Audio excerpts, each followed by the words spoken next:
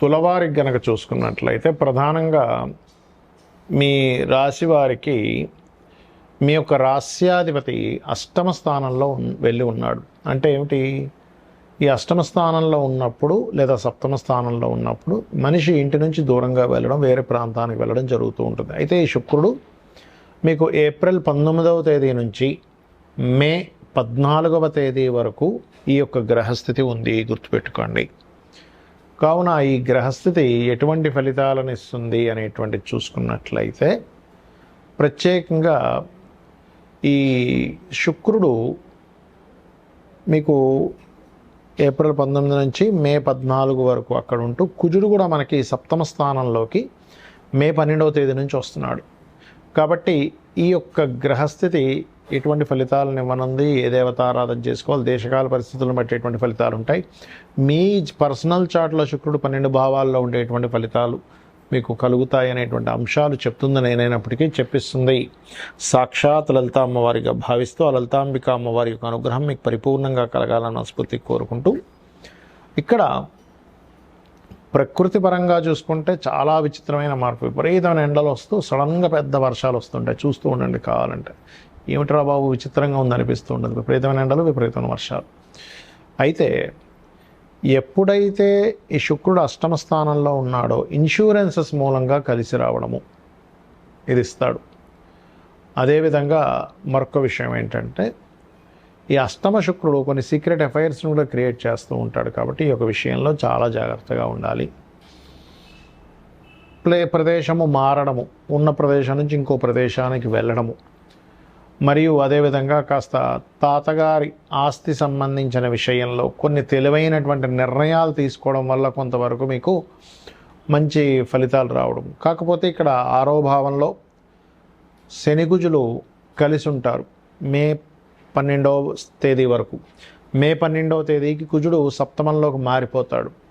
కాబట్టి ఈ ఫలితం ఏదైతే ఉందో ఇది ఎప్పుడైతే సప్తమంలోకి మారుతాడో అక్కడి నుంచి మాత్రం మీరు ఏదైనా జీవిత భాగస్వామిని లేకపోతే పార్ట్నర్స్ని ఎంపిక చేసుకునే విషయంలో అగ్నితత్వ రాశుల్లో ఉండే కుజుడు కాబట్టి చాలా చాలా చాలా జాగ్రత్తగా ఉండాలి, గుర్తుపెట్టుకోండి. అంటే తొందరపాటు నిర్ణయాలు కానీ తొందరపాటు పడి ఏదో చేయడం కానీ ఇంటివి చేయకండి. ఇది ముఖ్యంగా వ్యాపారాలు, సామాజిక సంబంధించినటువంటి విషయాల్లోని ఎప్పటి నుంచి మే 12 నుంచి దాదాపుగా మీరు ఒక 45 రోజుల పాటు గుర్తుపెట్టుకోండి. ఈ యొక్క విషయంలో చాలా చాలా కేర్గా ఉండాలి మీరు. ఇక మీరు నిత్యము చేయవలసినటువంటి దేవతారాధన దుర్గా ఆరాధన చేయండి.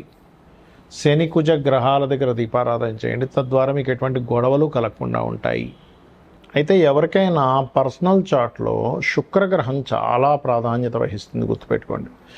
ఎందుకు అంటే శుక్రుడు ధనాన్ని ఇచ్చే కారకుడు. ధనం మూలం ఇదం జగత్. కాబట్టి మనం చూడండి, ధనం వల్ల సంతోషం రాకపోవచ్చు, కానీ ధనం వల్ల గౌరవం వస్తూ ఉంటుంది ప్రపంచంలో. ఎందుకంటే జగత్తు మొత్తం ధనం మూలంగానే నడుస్తూ ఉంటుంది. కాబట్టి ఇక్కడ ధర్మబద్ధంగా ధనం సంపాదించమని శాస్త్రం చెప్పింది. కాకపోతే ఈ ధనానికి కారకుడైనటువంటి శుక్రగ్రహం ఏదైతే ఉందో ఈ శుక్రుడు ప్రధానంగా మీకు రాశిలో ఉంటే ఏంటి, 12 భావాల్లో ఉంటే ఏమిటి అనేది చూసుకునే ముందు అసలు మీది లగ్నం ఏమిటి అనేటువంటిది తెలుసుకోగలగాలి. అంటే మీది గురువర్గ లగ్నమా, శనివర్గ లగ్నమా? గురువర్గ లగ్నాలు అంటే ఏమిటి అంటే మేషము, కర్కాటకము, సింహము, వృశ్చికము, ధనస్సు, మీనము. ఇవి గురువర్గ లగ్నాలుగా చెప్పబడతాయి. మరి శనివర్గ లగ్నాలు అంటే వృషభము, మిథునము, కన్యా, తుల, మకర, కుంభాలు శనివర్గ లగ్నాలు. ఇక్కడ ఈ గురువర్గ లగ్నాలకి శుక్రుడు పాపి అవుతాడు, శనివర్గ లగ్నానికి శుభుడు అవుతాడు. అయితే ఈ శనివర్గ లగ్నాలకు మాత్రమే మరి ధనం సంపాదిస్తారా శుక్రుడు శుభుడు అవుతున్నందుకు గురువర్గ లగ్నాలకు సంపాదించడం అంటే అలా ఏముండదు. ఎందుకంటే తన సహజంగా సెకండ్ లార్డ్, 2వ అధిపతి బాగుంటే ఎవరికైనా ధనం బాగుంటుంది. 2వ అధిపతి, పంచమాధిపతి, భాగ్యాధిపతి, లాభాధిపతి. అయితే ఇక్కడ గురువర్గ లగ్నాలకి శుక్రుడు వల్ల కొంత ఇబ్బంది ఉంటుంది. అంటే స్త్రీ మూలకంగా, ధనం మూలకంగా, కంఫర్ట్స్ మూలంగా, వాహనాల మూలంగా ఇస్తూ ఉంటాడు.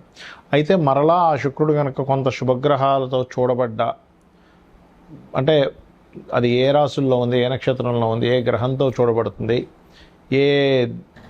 ఏ యొక్క రాశిలో ఉంటూ ఇంకో గ్రహం ఏ రాశిలో ఉండే గ్రహంతో చూడబడుతుంది అనే దాన్ని బట్టి అది శుభుడైనా పాపైనా సరే ఆ యొక్క తత్వాలు మారిపోతూ ఉంటాయి, గుర్తుపెట్టుకోండి. అయితే ఇక్కడ మీరు అర్థం చేసుకోవాల్సిన అంశం, మీకు ఉదాహరణకి లగ్నంలో శుక్రుడు ఉన్నాడు అనుకోండి, ఎవరికైనా అది గురువర్గ లగ్నం అయితేనేమో కొన్ని ఎక్కువ అధిక కంఫర్ట్స్ వల్ల వాళ్ళ దేహం పాడవుతూ ఉంటుంది. అదే కనుక శుక్రుడు మంచివాడు అనుకోండి, మీ లగ్నానికి లగ్జరీ లైఫ్ ఖచ్చితంగా అనుభవిస్తాడు.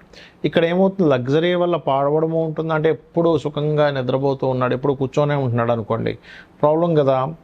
అలా కాకుండా కొంచెం ఎక్సర్సైజులు కూడా చేస్తూ ఉన్నప్పుడు ఆ దేహానికి మంచి చేస్తాడు శుక్రుడు కనుక శుభుడైతే.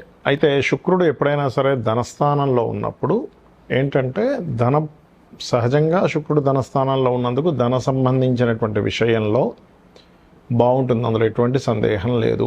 కాకపోతే శుభుడైతే మరింత చక్కగా ధనయోగాన్ని పెంచుతూ ఉంటాడు. అయితే ఇక్కడ ఏ ఆధిపత్యం కలిగి ఉండి ఆ ధనస్థానంలో ఉన్నాడో వాటి మూలంగా, అంటే 4వ అధిపతి శుభత్వం వచ్చి 2లో ఉంటే క్రియేటివ్ మూలంగా, లేకపోతే రియల్ ఎస్టేట్ మూలంగా, కన్స్ట్రక్షన్స్ మూలంగా, వాహన సంబంధంగా మీకు ధనయోగాన్ని అనేటువంటిది ఇస్తాడు, గుర్తుపెట్టుకోండి. ఇక 3వ భావంలో శుక్రుడు ఉన్నాడు. ఉదాహరణకి పాప అయితేనేమో కొంతమంది స్త్రీల పరిచయాల వల్ల ఇబ్బంది వస్తుంది, శుభుడైతే వాళ్ళ వల్లనే కొంత సహకారం ఉంటుంది, సహోదరులతో కొంతవరకు. శుభుడైతేనేమో ప్రేమానురాగాలు ఉంటాయి. పాప అయ్యాడు అనుకోండి, కొంతమంది చూడండి సొంత చెల్లెలే, సొంత అక్కే, లేకపోతే తెలిసిన వాళ్ళే స్త్రీ ఇబ్బంది పెట్టింది, మోసం చేశారంటూ ఉంటారు, అలాంటివి జరుగుతూ ఉంటాయి. 4వ భావంలో కనుక శుక్రుడు మీకు బాగుంటే ఖచ్చితంగా గృహయోగము, వాహన యోగం ఖచ్చితంగా ఉంటుందని చెప్పొచ్చు. అది శుభుడై బాగుంటే. పాడైతే వీళ్ళ పేర్ల మీద, అంటే శుక్రుడు కేతువు కలిసి ఉంటాడు, అలాంటప్పుడు వీళ్ళ యొక్క పేర్ల మీదే తీసుకోవడం వల్ల ఇబ్బంది వస్తుంది. ఇది ప్రధానంగా గుర్తుపెట్టుకోండి. అదేవిధంగా 5వ స్థానంలో శుక్రుడు ఉన్నాడు.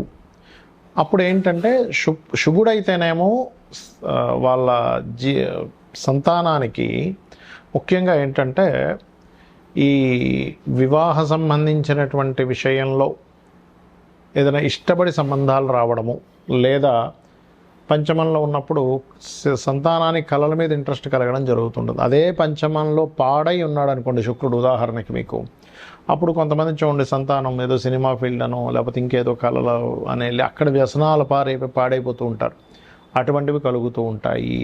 అది ఇక ఇక్కడ ఏంటంటే మీరు కాన్సెప్ట్ అర్థం చేసుకోవాల్సింది, శుక్రుడు శుభుడా పాప అయితే మరింత పాడైపోయి ఉన్నాడా, శుభుడైనా సరే శుభత్వాన్ని ఇచ్చే దాంట్లో లేకుండా ఎక్కువ పాడైపోయాడా, బాగున్నాడా అనేది ప్రధానంగా చూసుకోవాల్సిన అంశం.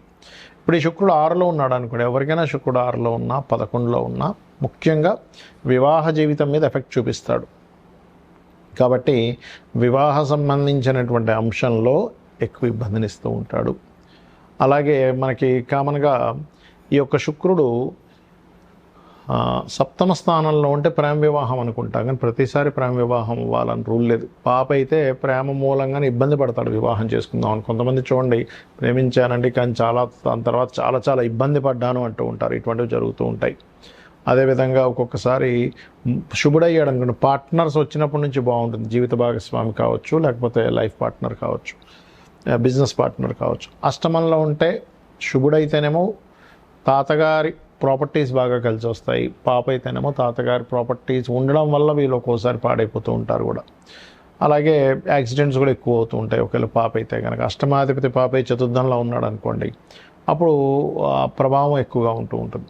ఇక అదేవిధంగా గమనించుకున్నట్లయితే భాగ్యంలో ఉంటే తండ్రికి కళా సంబంధించినటువంటి భాగ్యం, అంటే ఇప్పుడు హైయర్ ఎడ్యుకేషన్లో మంచి ఫలితాలు ఇస్తాడు బాగుంటే. పాడైతే తండ్రి వ్యసనాలు పాడవడం కూడా జరుగుతూ ఉంటుంది. దశమంలో శుక్రుడు ఉంటే బ్యాంకింగు, ఫ్యాషన్ రిలేటెడ్ రంగాల్లో ఉద్యోగాలు. పాడైనట్లయితే ఆ ఫ్యాషన్ రంగాలకు వెళ్ళడం ద్వారానే ఇబ్బంది వస్తూ ఉంటుంది, బ్యాంకింగ్లోనే తిరుగుతూ ఉంటాడు కానీ జాబ్ రాదు. ఇక్కడ ఏంటంటే మీరు దేంట్లో ఎక్కువగా తిరుగుతూ మీ సమయాన్ని వృధా చేసుకుంటున్నారు అనేటువంటి విషయాన్ని కూడా గ్రహం చెప్తుంది, గుర్తుపెట్టుకోండి. అలాగే లాభస్థాన శుక్రుడు ఇందాక మనం చెప్పుకున్నాం, వివాహ జీవితం, వివాహ సంబంధించిన విషయాలకు మంచిది కాదు అని. అలాగే మరొక విషయం ఏంటంటే 12వ స్థాన శుక్రుడు సుఖాన్ని ఇస్తాడు, అంటే కంఫర్ట్ లైఫ్ని ఇస్తాడు. కాబట్టి శుక్రుడు ఎప్పుడు కూడా 11 కంటే 12 చక్కటి ఫలితాలు ఇస్తుంది. ఇక ఈ యొక్క విషయంలో శుక్రుడు కనుక పాడైనట్లయితే ఎవరైనా సరే అమ్మవారి ఆరాధన చేయడము, లలితా సహస్రనామాల యొక్క శ్రవణము పఠనము చేయడం కనుక చేసినట్లయితే అన్ని విధాలా బాగుంటుంది. శ్రీమాత్రే నమః.